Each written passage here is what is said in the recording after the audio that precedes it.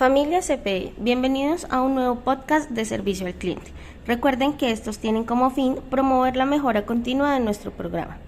Queremos contarles que desde Servicio al Cliente implementamos una guía de atención con enfoque diferencial e incluyente que permite brindar atención prioritaria a personas en condición de discapacidad.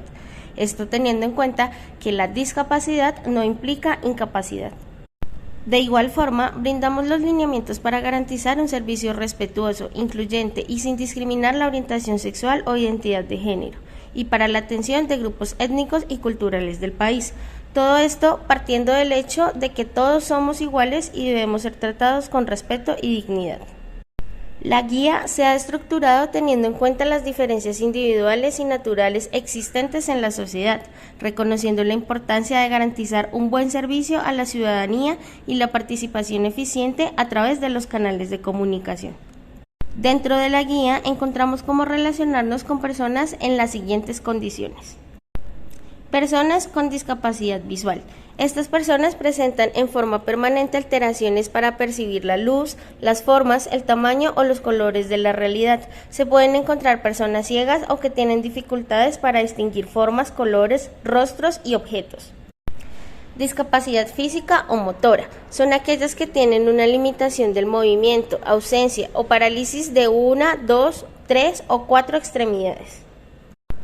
Discapacidad cognitiva. Estas personas se caracterizan por la presencia de limitaciones significativas en el funcionamiento intelectual, es decir, en el razonamiento, la solución de problemas, el pensamiento abstracto y la planificación. Discapacidad auditiva. En esta categoría se describe la limitación de personas que presentan en forma permanente alteraciones en las funciones auditivas, como localización, tono, volumen y calidad de los sonidos.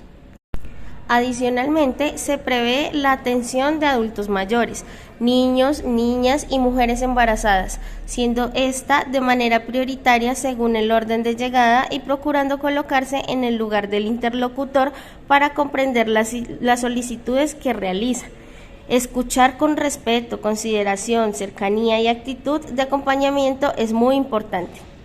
En el caso de los menores, se reconoce al niño, la niña o el adolescente como un ser sujeto de derechos, que se encuentra en pleno desarrollo y fortalecimiento de sus facultades cognitivas, sociales, intelectuales y fisiológicas, entre otras.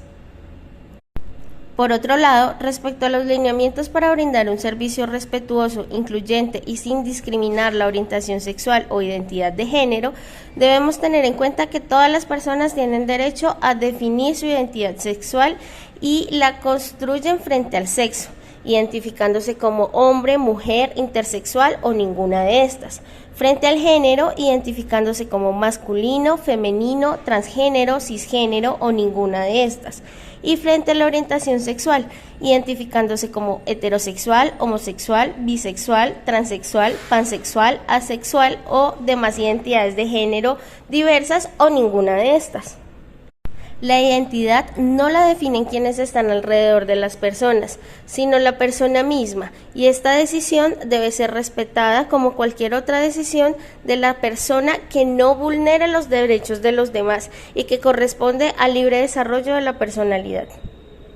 Debemos abstenernos de hacer gestos, ademanes o actitudes que denoten prevención hacia una persona por su forma de vestir, sus movimientos, su forma de hablar, esto para evitar generar prejuicios y estigmas.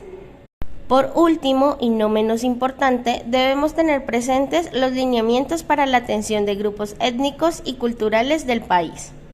Estas son poblaciones cuyas condiciones y prácticas sociales, culturales y económicas los distinguen del resto de la sociedad y que han mantenido su identidad a lo largo de la historia, como sujetos colectivos que aducen un origen, una historia y unas características culturales propias, que están dadas en sus cosmovisiones, costumbres y tradiciones. Dentro de estas tenemos en cuenta indígenas, población negra o afrocolombiana, población raizal, palenqueros, afrocolombianos y población rom. Es importante recordar que las lenguas nativas son parte del patrimonio inmaterial, cultural y espiritual del país, y es responsabilidad de cada colombiano proteger la diversidad lingüística del territorio nacional, por lo que se hace necesario garantizar la atención en un lenguaje propio con un traductor. Este fue un podcast más de servicio al cliente de CPE. Yo soy Caterine Bernal y los invito a estar atentos a nuestras próximas emisiones. No olviden visitar la intranet para descubrir más detalles de la guía de atención con enfoque diferencial e incluyente. Hasta pronto.